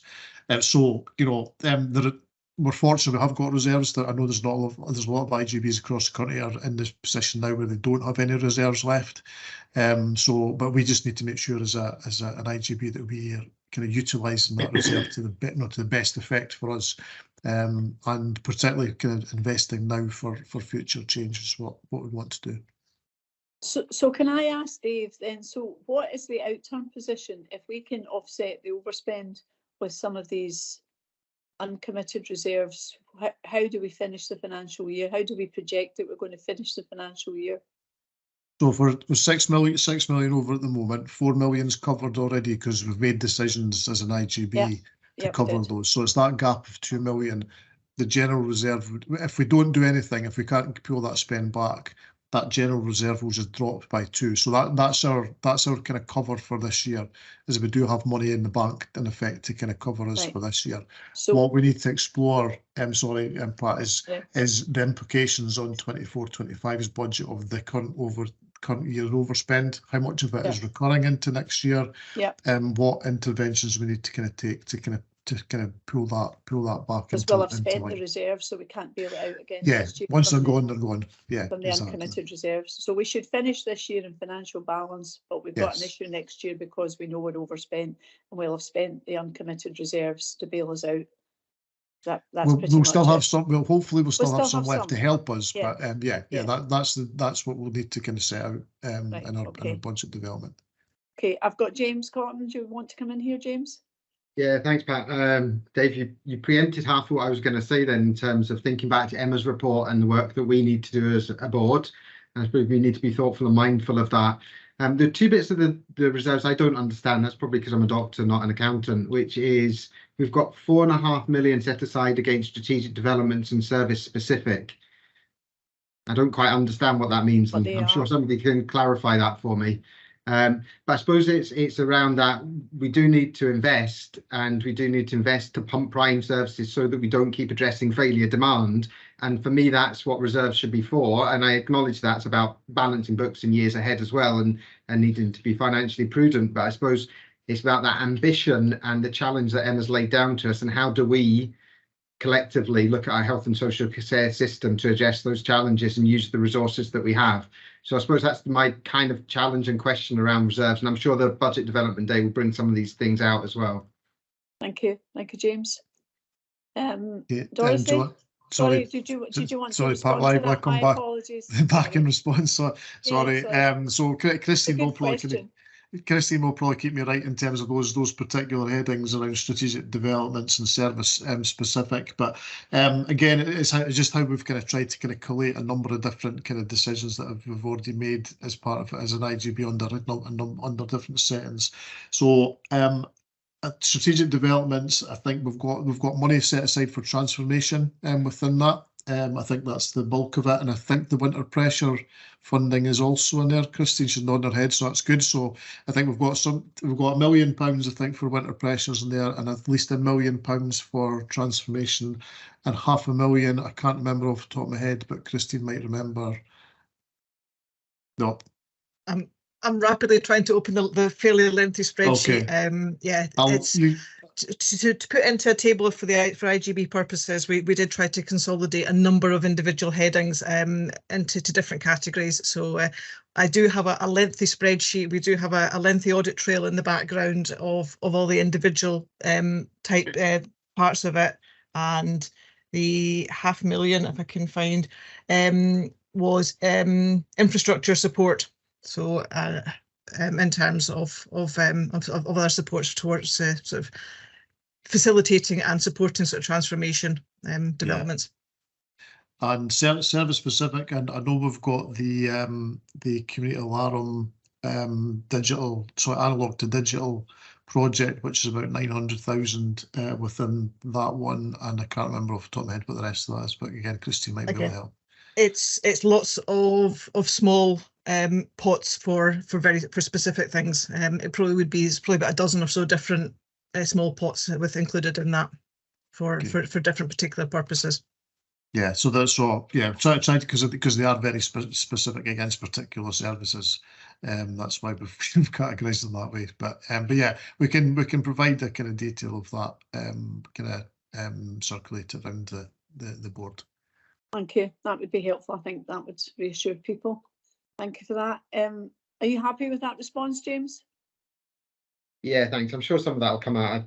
Dave mentioned in the development day around the budget will come around some of the detail around that, and I suppose what outputs and what we're going to gain from that utilising those reserves in that way. And it's good to hear about the transformation around that, Dave. Thank you. Thank you. Yes, we look forward to your development day on that, Dave. Dorothy? I had Dave's already clarified a couple of things that in previous answers, but the last thing that I wanted to ask was, well, clearly things can and do change over time. That's already that is ongoing. So if at the end of the piece we still had the £2 million shortfall, because it could be more, it could be less, that would automatically be taken from the uncommitted reserves. Yes, we don't need to make a decision on that. That wouldn't be brought back, or would it be brought back for a decision, or would that just happen? It's so within the integration scheme itself, and the arrangements between ourselves and the kind of the council and the NHS side, in terms of financial, and when an IJB is in a position of having a financial overspend projected, there's a number of actions. One is around a recovery action to be implemented, and that's what we're referring to in terms of discussions with managers around how, what can we do to try and kind of bring down that spend. And then the next step is you then utilise any uncommitted reserves to balance off the budget. So if there was that projected overspend, say if it's hopefully no more than 2 million, that we're required under the integration scheme to apply a reserve. So it's not a decision we get to make; it's already there for us. And then if we had no reserves, the third element is that both the local authority and health board need to contribute proportionately towards the cost of the IJB's overspend. So that's where the risk would lie for the local authority and health board, is if we couldn't recover our spend and we didn't have any reserves. We've been in that position once in our near 7-year history, where the council and health board had to kind of make a contribution to fund the IJB's bottom line.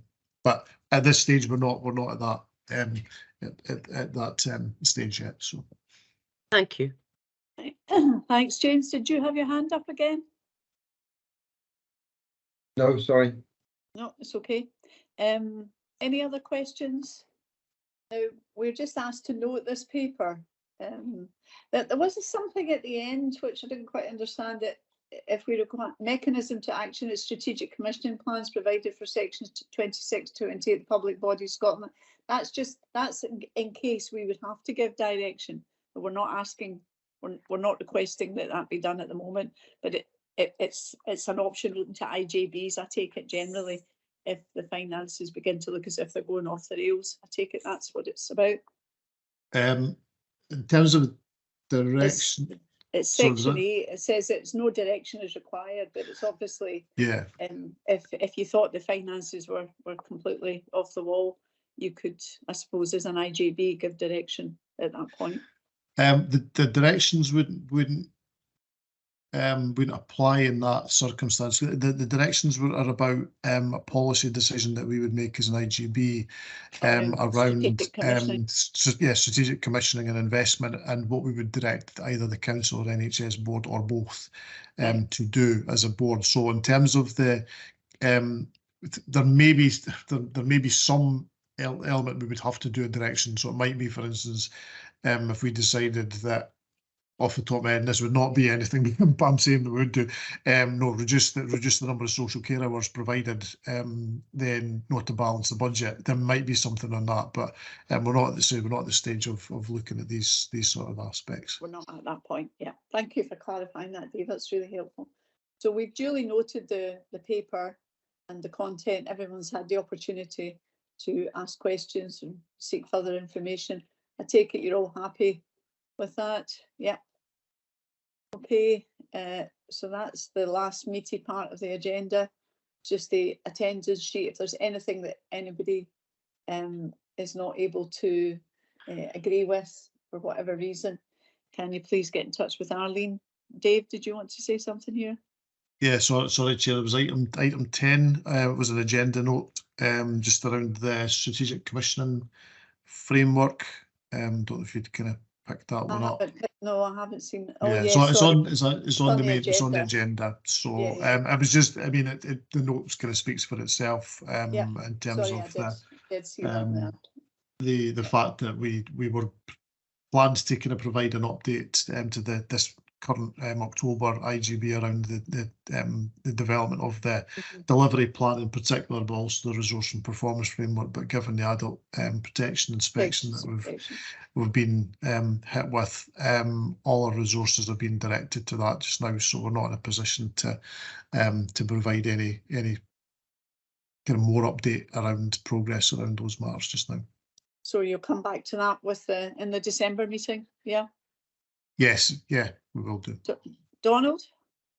Yeah, thanks. I mean, this may be a bit of a silly question, but I'm conscious we're talking about the bringing to a later meeting the annual delivery plan for 2023-24, where by the time of the next meeting we'll be almost 3/4 of the way through 2023-24.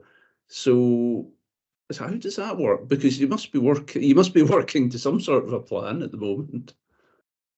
Yeah, so I mean, all services are working to their operational plans at the moment anyway. What we've not had the time to do, or the resource to do, is to kind of pull all that under the actual kind of delivery plan itself. So it's kind of linking it back with the new strategy that we'd agreed back in June. So obviously we didn't agree the strategy until kind of the third of the way through, quarter of the way through the year anyway. So we are trying to kind of play catch up. What we'll probably do is not not necessarily kind of link it now to strict financial years as kind of review, maybe kind of do it on the sort of kind of the calendar year basis by the time we get there. So we've still got a bit of thinking to do around how we reflect that, but just to assure the board that it's not that there's no plans being implemented. They are kind of teams are working to their operational plans.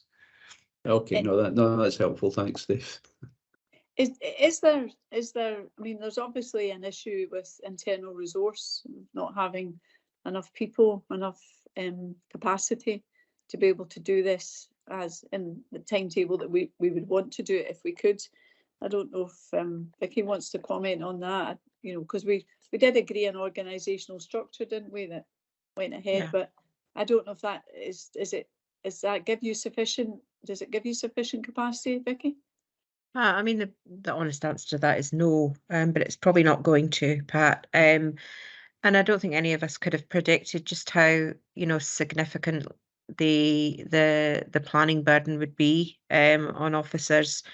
You know, not necessarily just in line with the strategic plan, but the pace of change that's required, you know, to keep that responding to not only demand as it presents now, but all the things we discussed earlier in the agenda and the public health report. So I think what we have at the moment is the best that we can afford within our resources.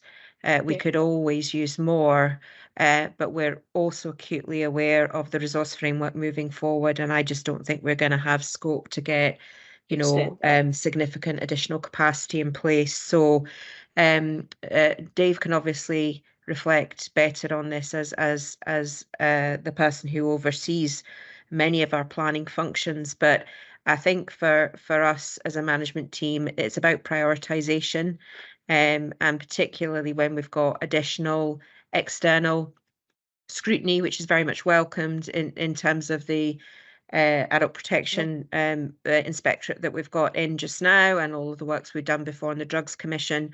It's really valuable information to us as a partnership, but it does come with an additional, you know, burden in terms of the work plan. But I don't know if you want to add anything to that, Dave. Yeah, thanks, Vicky. We have kind of flagged this up. It's actually on a risk register around the capacity issues. I was going to ask that question if it was on your risk register. Yeah, so we have got that. We have kind of made reference to it in a couple of reports, particularly through the Performance and Audit Committee, around some of the sort of the strategy and performance work that we do around that. Catherine and I are on we've kind of been taking forward our restructure of the strategy and performance kind of side of things as well. So you know, we're kind of taking that through the various stages with staff, and we'll hopefully have that all in place soon, which will hopefully provide some additional capacity within the team. But as Vicky says, I don't think we can ever have enough capacity given all the various asks of us as a service. But we will have some additional capacity shortly with that restructure that we're undertaking. Okay. I don't know if there's any other points or any other questions.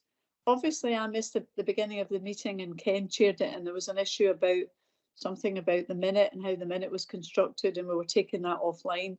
So I'm not sure who's responsible for taking that offline. Is that Arlene? And Arlene, are you going to organise a discussion amongst people to agree what that minute should look like? Are you there, Arlene? Yes, yep, I will do. Thank you. Thank you so much for that. Okay, if there's nothing else that anybody wants to raise or no other points, no. Okay, can I thank Ken for chairing with me, my co-chair rather than vice chair.